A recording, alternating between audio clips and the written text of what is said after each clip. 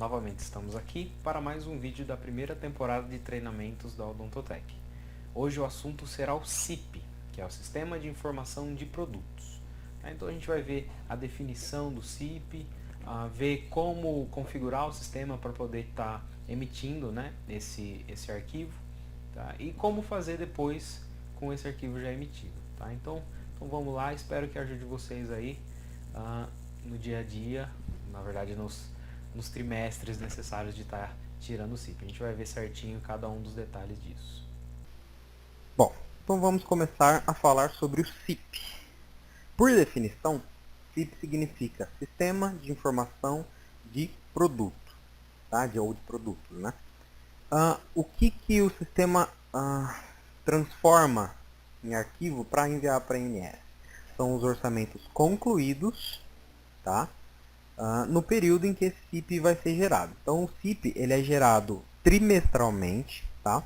Só que ele é enviado ao portal, né, a ANS, semestralmente.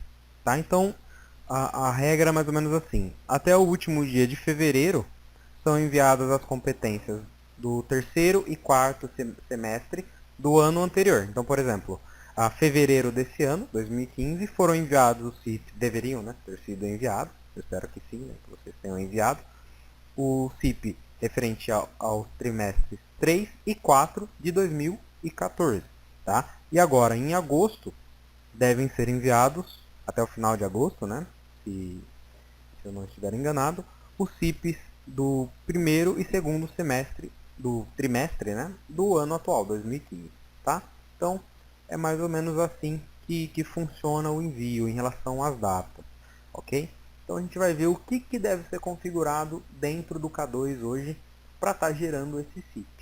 Então, o primeiro de tudo fica aqui dentro dos atos odontológicos. Então, é operacional, atos odontológicos, atos. Então, dentro de cada ato, deixa eu só abrir a tela aqui, dentro de cada um dos atos a gente tem uma abinha chamada CIP 2000, CIP/contábil, tá? Então, essa parte aqui de cima é a que vai ser usada para estar configurando. Por quê? Então, a ANS ela vai olhar essas configurações aqui de cada ato que constar nos orçamentos concluídos naquele período, né, naquele trimestre. Então, a primeira informação é a categoria para o CIP. Essas informações aqui que já estão no sistema, não são cadastradas através do sistema, elas já são padronizadas, elas vêm lá da ANS, ou seja, é um padrão, são as categorias para o CIP, para cada tipo de ato, definidas lá na ANS, ok? Então, são essas informações aqui. Beleza? Então, a gente tem consultas, exames, procedimentos, atividades educativas, são várias as categorias. Outra informação é essa quantidade no CIP. Eu vou ler aqui o que isso aqui faz em relação ao CIP. Então, informa a quantidade a ser considerada. 0 é considerada a quantidade que está no orçamento desse ato, de 1 a 99, para cada lançamento, será considerada a quantidade especificada aqui. Tá? Por que existe esse campinho aqui? Tá? Então a gente vai definir isso aqui já. Por que existe esse campo? Então, esse campo vai usar, vamos dar um exemplo aqui que é bem recorrente, que no caso é a profilaxia. Geralmente, algumas endodontos usam a configuração de lançar uma profilaxia, tá? Mas em termos técnicos falando, a profilaxia acontece, vamos dizer, em três, vamos dar um exemplo. Ela acontece basicamente 3 procedimentos, ela faz em 3 áreas, vamos dizer assim, três áreas da boca. Então, se eu colocar aqui 3, o que ele vai fazer? Para uma profilaxia que tiver no orçamento, ele vai multiplicar por 3, ou seja, são 3 coisas que você fez naquele orçamento, naquele ato, né? Então, é só para ele, vamos dizer assim, ajustar o ato à quantidade real que foi feita. Tá? Então, por mais que você lance uma profilaxia no orçamento, né, lá na linha do orçamento, ele vai multiplicar aqui pela informação que tiver aqui. No caso, 0 vai estar o que está no orçamento, e 1 também, porque ele vai multiplicar por 1, vai dar o mesmo número. beleza? Então, esses dois campos aqui são os campos que são preenchidos dentro do ato para estar enviando no CIP. Beleza. Então, a primeira parte é a configuração do ato, tá? De cada um dos atos que são usados nos orçamentos, né? Como é de se esperar. Então, essa é a abinha e essas são as informações que devem ser configuradas para o CIP. Ok? A outra coisa que deve estar configurada, então não são somente esses dois, essas informações do ato ou do convênio, são qualquer tipo de informação referente aos orçamentos concluídos, as configurações, os dados devem estar configurados da melhor maneira possível, tá? Porque são informações que vão para a ANS, e em algum momento ela pode vir a cobrar essas informações, né? Então é interessante que não somente essas informações que são configuradas para o CIP, mas todas as informações que envolvem os orçamentos concluídos sejam configuradas corretamente, sejam com os dados corretos. A outra informação que deve ser indicada, né, é referente ao convênio. Tá? Então, os convênios que são coletivos por adesão devem estar indicados. Ok? Então, é outra informação que também vai para o CIP e é importante estar configurando essa informação. Tá? Então, os convênios, né, coletivo por adesão devem estar indicados corretamente nessa. Então, é operacional, dados do convênio, convênios, abriu o convênio. Do lado direito, a gente tem a informação se ele é um coletivo por adesão ou não, conforme a RN 195, ok? Regulamentação normativa 195. Tá? O que deve se atentar são para grupos de convênios, ok? Esses grupos de convênio também devem estar marcados como coletivo por adesão, desde que sejam todas as empresas pertencentes a esse grupo como coletivo por adesão. Nesse caso aqui eu peguei um grupo de intercâmbio e não está marcado aqui, justamente porque as empresas desse grupo geralmente não vão ser coletivo por adesão. Mas em outros casos, né, onde o grupo de convênio for formado por convênios todos coletivo por adesão, deve estar marcado aqui. O sistema já vê essa marcação e preenche todos os grupos, todos os convênios, né, pertencentes a esse grupo, com a informação de coletivo por adesão. Tá? Então, para o CIP é importante essa informação estar preenchida, ok? Quando for necessário. Bom, agora vamos ver onde é emitido o CIP.